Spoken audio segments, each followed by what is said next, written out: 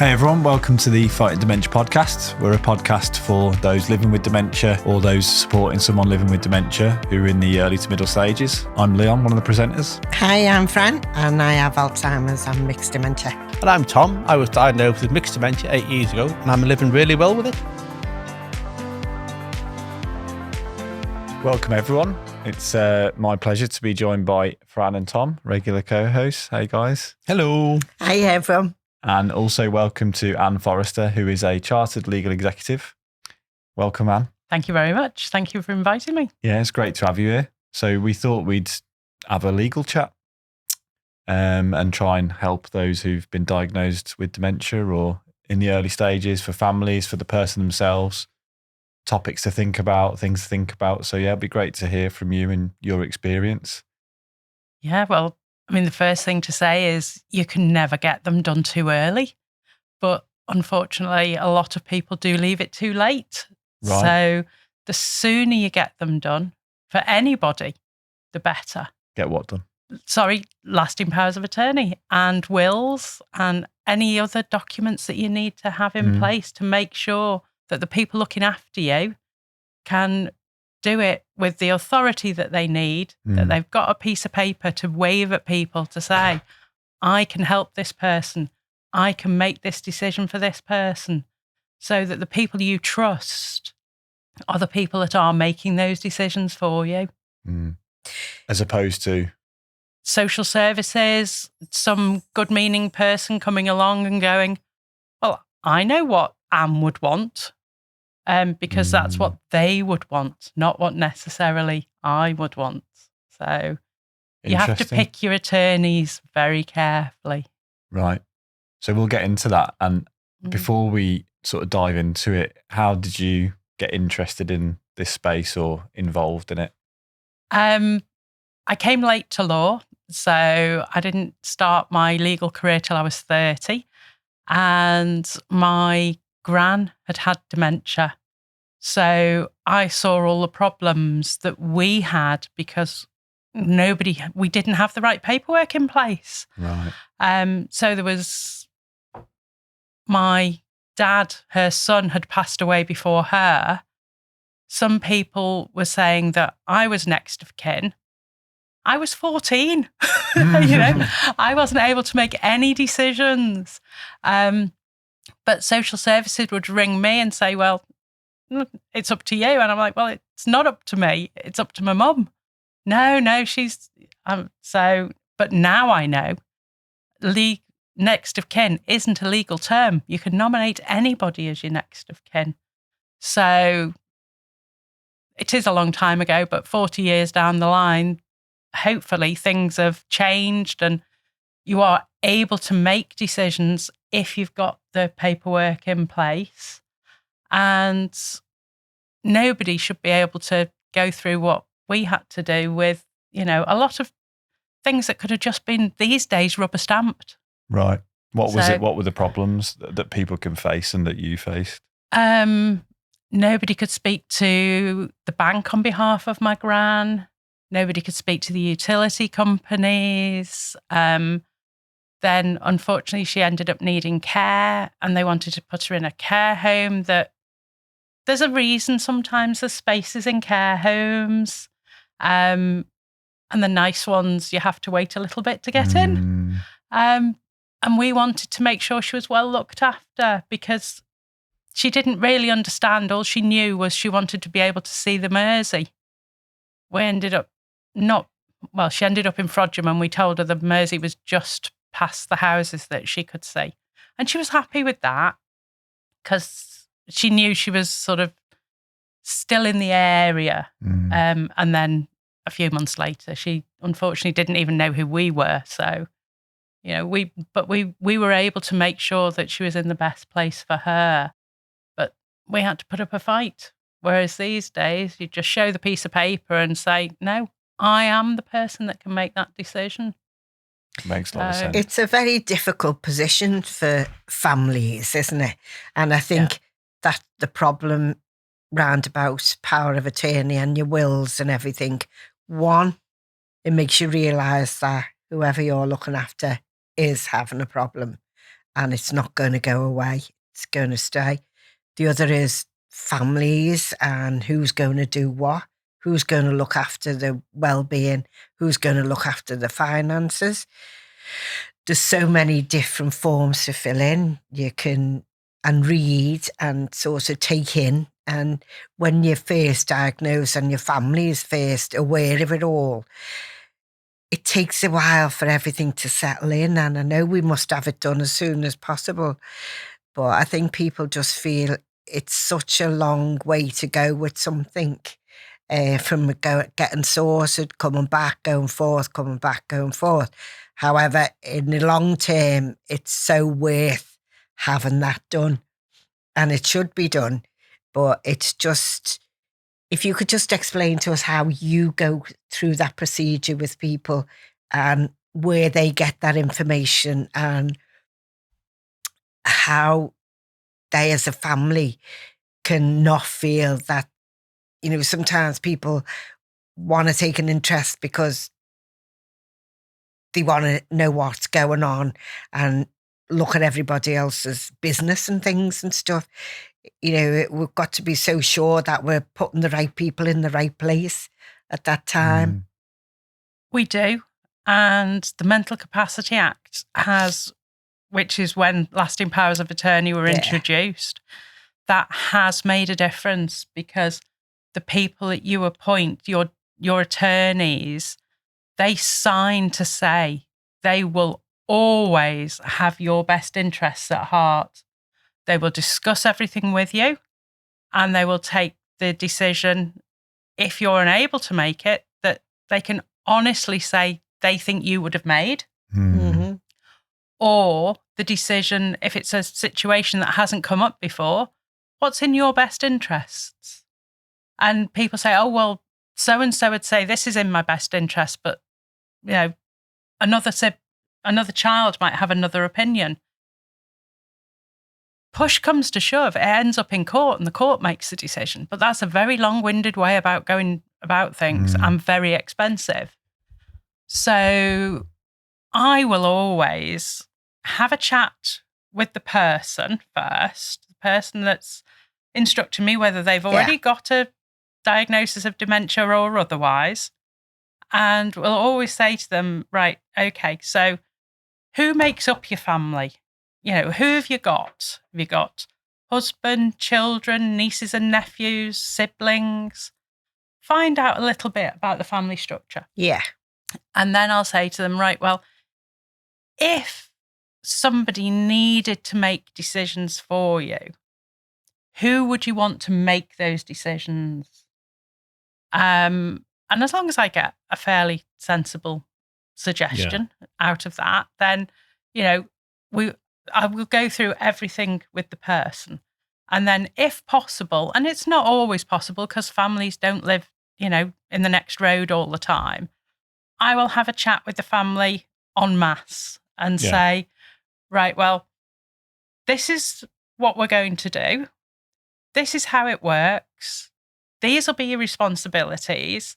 Is there anybody who feels that they don't want to take on that responsibility? Because it is, a big responsibility. Absolutely, oh, it is. And I have had children step down, or some children will say, I'm happy to do the finance side of it. That's not a problem, because that's not an emotional decision. Yeah. But I'm having nothing to do with the health and welfare.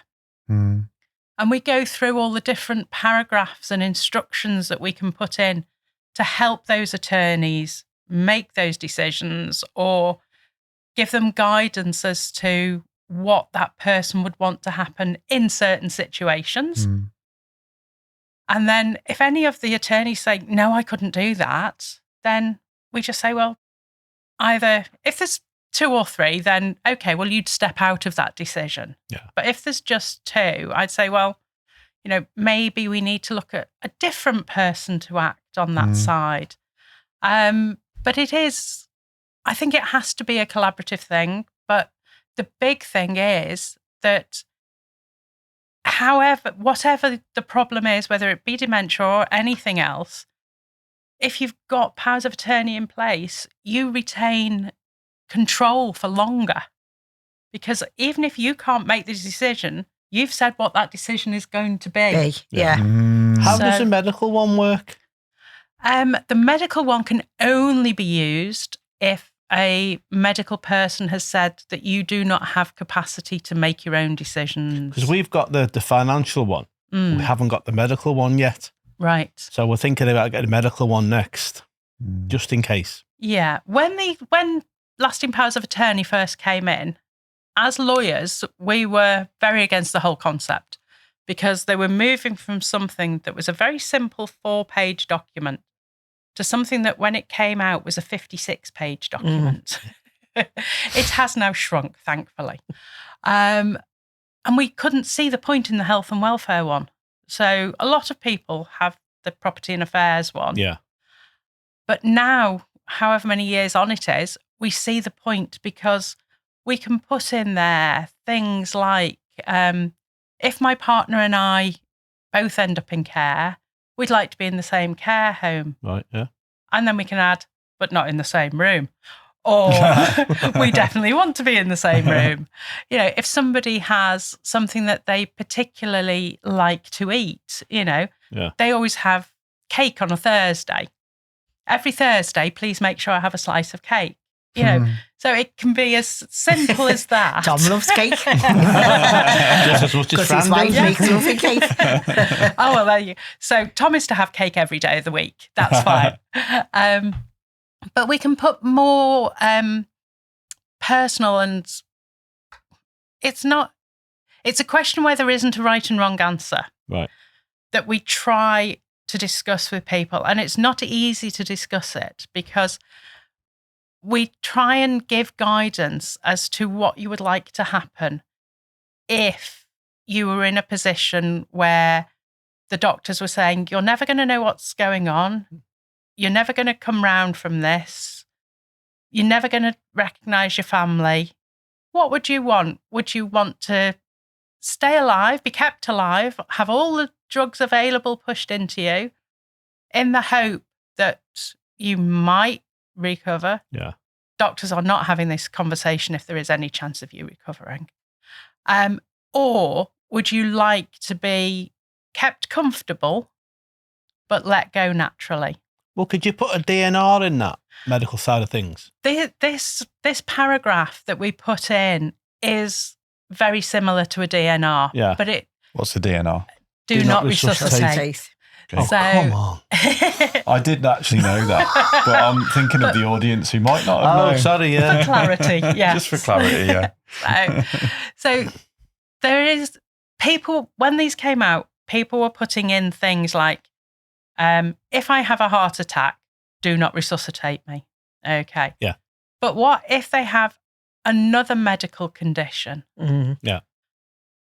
Do we resuscitate them? Do we not? So what happened was a group of lawyers and the Office of the Public Guardian, and they're the people who look after all the lasting powers of attorney, they got together and put a load of information together that we have as professionals that we can put in, and we know they won't reject the application because it's too vague or it's too specific.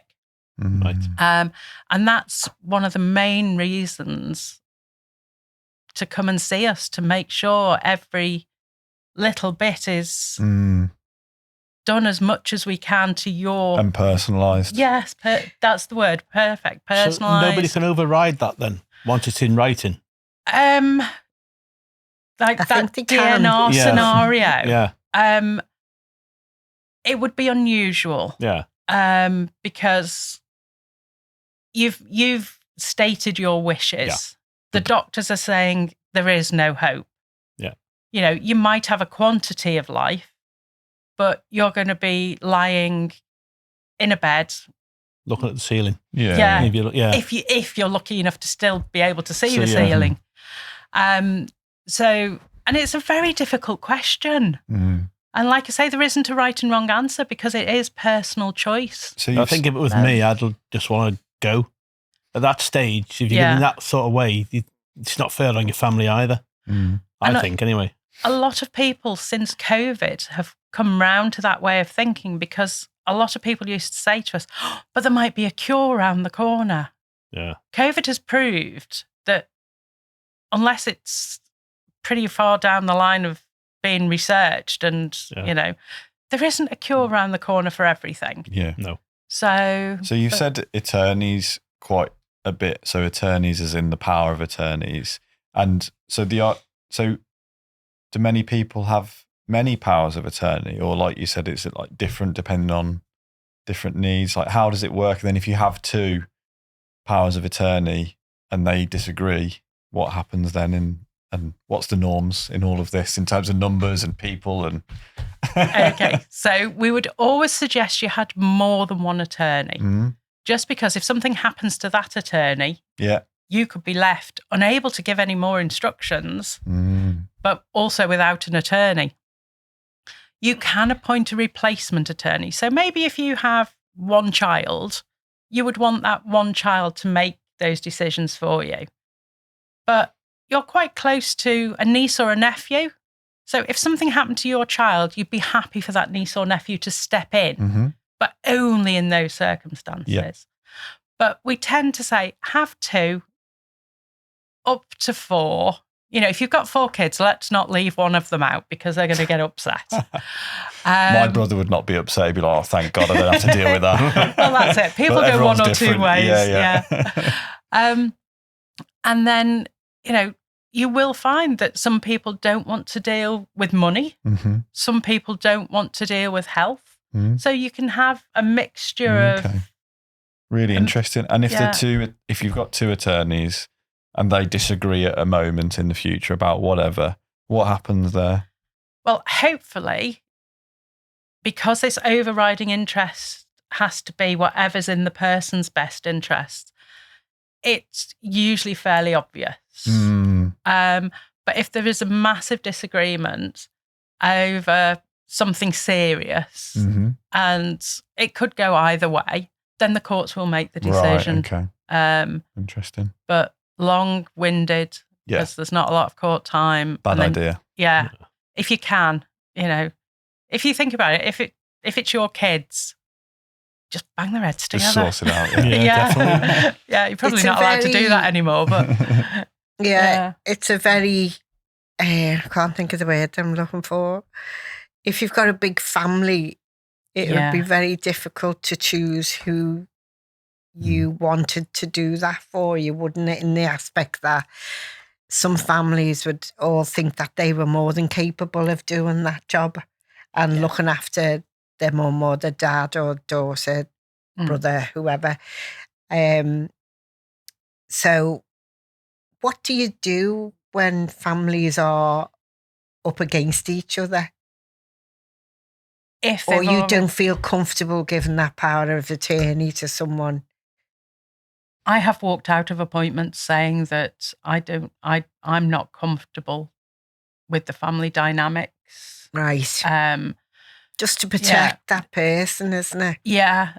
I mean, if there's somebody that's being overly, I suppose enthusiastic is the nice way of putting it, and saying that they're going to make all the decisions and they're going to do this and they're going to do that, then that there's alarm bells ringing a little bit. Yeah. And unless, even if the person has said to me, oh, our so-and-so is to do everything, I've got to look at it and go, have they been told to say that? Because they've got 2, 3 other children who seem to care as much. Perfectly capable. Yeah. So how did you go about it, Fran, after being diagnosed with dementia? Well, I was fortunate in the fact that my son works in a bank and they've dealt with power of attorneys and things. And he said to me, we said to him when we got all the literature and that says, doesn't it, in the Alzheimer's literature and everything about making sure you get power of attorney to make your decisions for you and things. So we all discussed it as a family and who wanted to look at which side. So obviously Christian was going to look after the finances. And Adam was quite happy to support Kellyanne and Christian in the decisions they made about my health. And So you went with the kids? Sorry? You went with the kids? Yeah. And not Frank, your husband? No. Yeah. No, went with the kids. Yeah. Because Frank, I think maybe your partner's too emotionally involved, or is marrying your power of attorney? That happened when we got married, you see. She makes all the decisions. That's like a power of attorney, isn't it? Yeah. But you see, age had a lot to do with it with Frank and I as well, because of the age we both are. Yeah. And Frank is not as good as a decision maker as... I'm sure he'd be delighted to hear that. No, he knows how. He says to me, it's like you, Tom. He goes, I wouldn't know what to do if Fran wasn't about. Yeah. You know, and he just said to me when we had the discussion, he said, just leave it to the kids then. Yeah. Because they're going to be better with it than... So you've got two? Yeah, I've got health and I've got and two attorneys. Finance. Yeah. So children. Christian's the finance, Kellyanne's the health. And they're quite happy with it, and we're all happy with it because we discussed it. Yeah. We didn't. Yeah. And Adam, you know, I'll support them. I'll do everything that I can and make sure that they're okay with it. And my dad is, and you know, and stuff like that. So, sounds like the most important thing to do. We had a good discussion about it. You've got to talk about it. Just sit down and have a good chat about it all. It was when we had a gentleman in, was it Dave from the the live-in care? I think so, yeah. Dave. Dave. He was Welsh, wasn't he? He was talking about how important it is with the, you know, do you want to stay in the home, thinking about care home, how important it is to have conversations early about any help that you might need in your home. Because the sooner you have it, then when it comes, it might, you know, in Fran's case, if you talked about it 5-6 years ago, you know, might not even remember, but at least you've talked about it a little bit before things change. Yeah. And it seems like a lot of this, you can do so much to give yourself and the family peace of mind around so many issues if you just really talk about it together. Yeah, you've got to. It's like the whole situation with us, isn't it? Yeah. Tom, you've got to whatever decisions we make. Or something, Yeah, whether it be power of attorney, whether it be, are we going to do, what we're going to do. You need to discuss it with your family.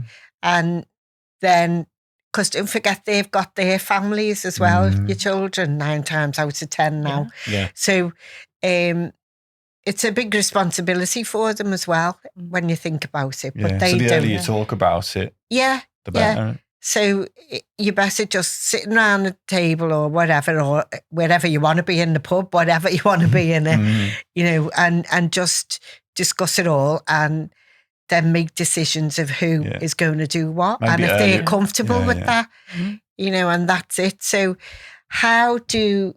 You know, now Christian and Kellyanne have done mine and that's all done. But how would the process work, if you could tell the listeners how the process works? Once you've made a decision who's going to be your power of attorneys, where do you go and what do you do with the information that you've got? Okay, well, I obviously would say come and get it done professionally. You can do it yourself, but... you don't have access to these extra clauses. And when you were just talking about care, we put in a clause that says, or we can leave it out, if I'm able to stay in my home, I'd like to stay there for as long as I'm safe. So we can add all those sort of things in.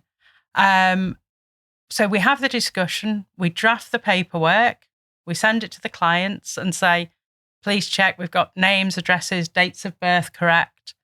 Make sure all the additional clauses we've put in say what you want them to say. Let us know if there's any different ones you want putting in. Then when they tell us it's all okay, I go and see them at home or they come into the office, whatever they're comfortable with, and we get everything signed up. I have to sign to say that the person making the power of attorney understands what they're doing. And the guidelines say it can be somebody who's known you well for 2 years or a professional. Yeah. All right. But if you get the next door neighbour that's lived there for 2 years, they don't ask the questions that we would ask. Right. And there have been cases where somebody signed saying the person has capacity and knows what they're doing. And it's been proved later that they'd just been asked to sign to say, just sign this piece of paper for my mum, will you? I got you. So a lot of those, quite a few of those have ended up in court with problems. I can act as, so that's called being the certificate provider, because I'm providing the certificate that the person understands what they're doing. I can act as the witness because I'll have seen you sign. And if somebody is struggling with their writing, it doesn't matter. It doesn't matter what comes out because I'm signing to say, I've seen you sign. Right, yeah. So if you're having a wobbly day, just wobble the pen across the paper. Do that anyway. Because I know I've seen you sign. Yeah. And then the attorneys sign to say that they're happy to be your attorneys. Then it gets sent off to the Office of the Public Guardian to get it registered. That's a safeguarding measure to make sure that if anybody in the future has any concerns about what's going on, they have somebody to report it to who then, believe me, they do act and they do investigations if anybody has concerns. It takes between 12 and 16 weeks to get the document registered. Yeah. Which is why we always say, do it as soon as you can, because when you need it, you don't want to have to wait 16 weeks to get the piece of paper. And when it comes back, I check it over, make sure none of the pages have been lost. And then I send it to the client so that their attorneys can carry on. And I'm always, I always say to clients, this isn't thanks very much, goodbye, there's the door. Yeah. It's here's your piece of paper. If you've got any questions at any point in the future, all your attorneys have, just give me a ring and we can talk it through. Nice. Because I don't want anybody out there going, well, I don't know what to do with this piece of paper now. Of course. So, well, do you know if someone hasn't got a power of attorney, what happens then? Does they go to court, does it, and they sort it all out there? Yeah, and then you are talking a long time and very expensive. So, and the limbo where you could be. And it takes about a year. Yeah. So, and that's for a simple application to go through. So if a person hasn't got capacity to do a power of attorney, we can do something called a deputyship order, which takes a lot more paperwork, therefore is a lot more expensive from our end. About the fees are about, my maths isn't great, but it's about 6 times as expensive. Yeah. So get it done now. Yeah. As soon as possible. That's the good message from today, isn't it? Yeah. Get all this stuff done. Have you done yours, Tom? I've got the power of attorney one for the finance and that, but not the medical one. So you're looking into that. Yeah. I've got both. Nice. As soon as my nephew turned 18, because I knew I wanted to appoint my brother and my nephew, because I'm not married and I don't have any children. So they're the obvious choices. Yeah. Sat my nephew down, told him what I was going to ask him to do. He went off to have a think about it. And when he came back, he was like, yeah, okay, I think I understand. Now, this means I can do X, Y, and Z. And I was like, yeah, you've got it. Are you happy to do it? So I already had all the paperwork there ready for him to sign. But I prepared earlier. Yeah. If he'd said no, I'd have just not said anything, took the paperwork home. And we got it done there and then. And that is 8 years ago now. Yeah.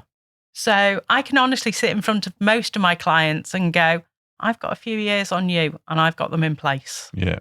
Because I see the problems if you don't have them in place. So what happens if they don't do what you want to do? Say you're incapable of doing anything yourself, but they decide that they're not going to do it for you. What happens then?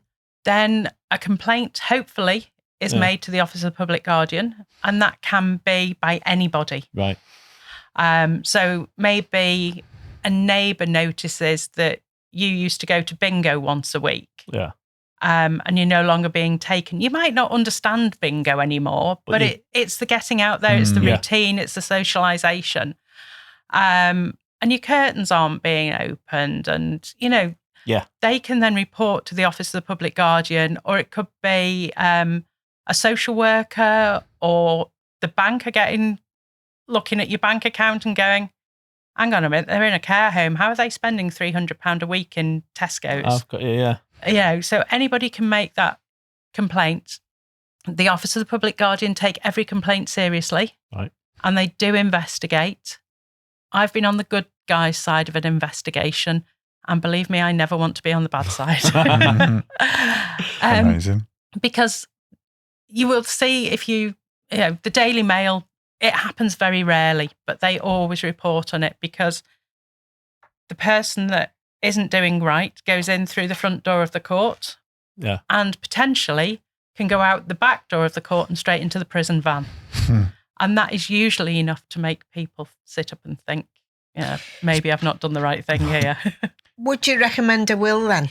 Always. Getting done when you're doing the power of attorney. I was just going to say about wills, because it's like a whole different separate issue, and probably could do another half an hour chat on that. What would be great is if we have a break, come back, do Reminiscence Corner, and maybe you can come in a couple of weeks or months' time and talk about, and we can have an episode on wills, because I think it would be like a whole different ball game. Yeah. So Can I think power of attorney we covered, which was great. Yeah. Could I just ask you one thing about the power of attorney? Is it got to be through a solicitor or a bank, or? Banks won't do it. Yeah. You can do it yourself, online. And you still have to pay the Office of the Public Guardian fee, but you don't have to obviously pay the solicitor's fees. But you're not going to have that security of knowing that all the right things have been put in. And if the Office of the Public Guardian aren't happy with anything, they send it back to you. You fix that. Then they find something else. You fix that.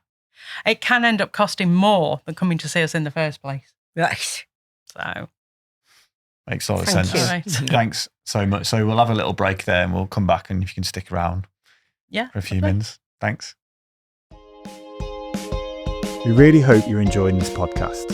We want this to be one of the best free resources for any family affected by dementia. With your help, we can build the biggest community in the world for supporting, guiding and comforting everyone who faces cognitive issues and the people around them. So please hit that subscribe button or share it with someone who needs it.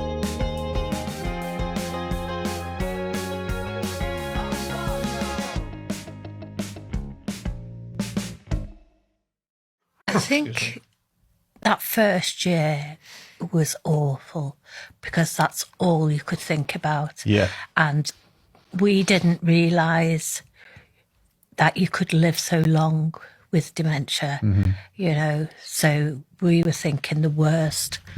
But then once we got over, I think maybe the shock as well, because we weren't expecting that diagnosis. Yeah.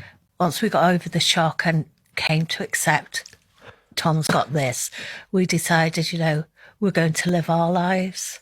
And like Tom, his is a slow progression. He's on medication.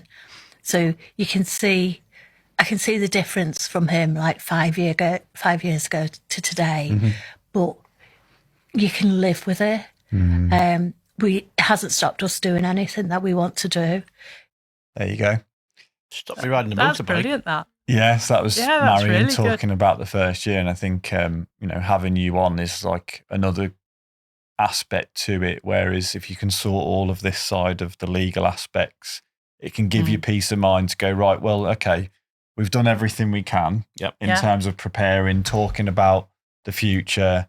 Let's just go back to living. Yeah. And a lot of this podcast is about fighting the progression of the disease through activities, diet, mental stimulation, learning new things, being active socially, all those things. Yeah. So I think it's important, isn't it, to do the legal side of it as fast as possible so that you can then focus on fighting the progression and living a life. Yeah, definitely. Get the boring stuff out the way first. Yeah. Because it does let you think about everything else rather than it being stuck at the back of your mind thinking, I've got to get round to that at some point, but I really don't want to. Yeah. Because nobody wants to make a will or a power of attorney because you're thinking about what's going to happen to you in the future. Yeah. And nobody wants No. to think about Well, that. acceptance is a huge part of mental health for anyone, isn't it? Accepting your circumstances, being able to accept what's happened to you, accept different things. It can have a real benefit, to your own mental health and how you view the world and how you view your future. So by going through the legal side and accepting, okay, I've got dementia, there's nothing I can do about that, but what can I do now that I've accepted it and I've sorted out a lot of the things that I need to, what can I now do to make sure I have a good quality of life as possible? You stick all your power turn in a drawer and forget about it and just enjoy yourself, don't you? Yeah, you do forget about it. You just put it away, like Wait you for say. the day. And it only comes out when and if it would be needed. Yeah.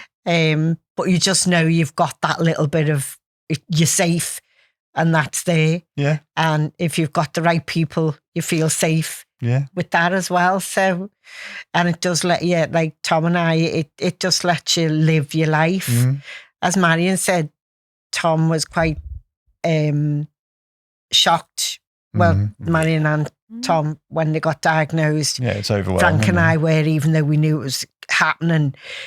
But you do come round to accepting it because you just think, I've got to live my life now. Yeah. Because I don't know what it's going to be like after a certain length of time. I've said it before, you've got this illness and you go do a bit of a different person.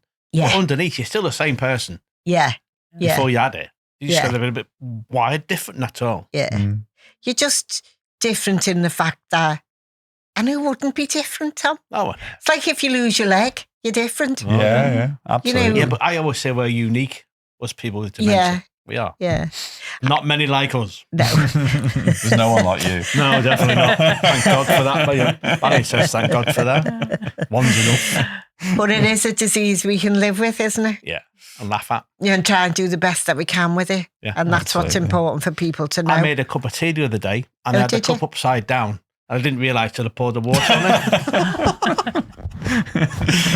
And then I made Marion a cup of tea without a tea bag in. So we're doing a cup of water. Full of flavour. There you go. There you go. So I think it's been a really useful episode. I think it's really something good for people to think about early in the diagnosis to get it sorted and definitely get on with living your life. And like you've just said, it's like getting an insurance policy. Yeah. You have car insurance. If you have a crash, you're very glad you've got it. You might resent every single payment that goes out when you don't have a crash. Definitely. But you chuck it in the back of the cupboard. Yeah. Hope you never have to see it again. Yeah. But if you do need it, it's there. It's there, yeah. It's absolutely very much like that. Definitely. It's been a pleasure to have you on and it'd be great great to invite you back on to talk about wills next time. No, thank you for having me. It's been good. Well, Thanks Thank for you. listening, everyone. Thank you. Thanks. Thank you. Bye. Have a nice day. Thanks for listening to us today.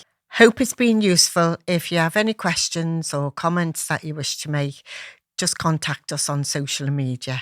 Thanks again for listening today. Just a reminder to do your own research. We always take guests, scientists, researchers, people supporting people living with dementia, people living with dementia at their word. They might talk about things that are new in science. They might talk about things that have really helped them. So just a reminder, do your own research. And thanks again for listening.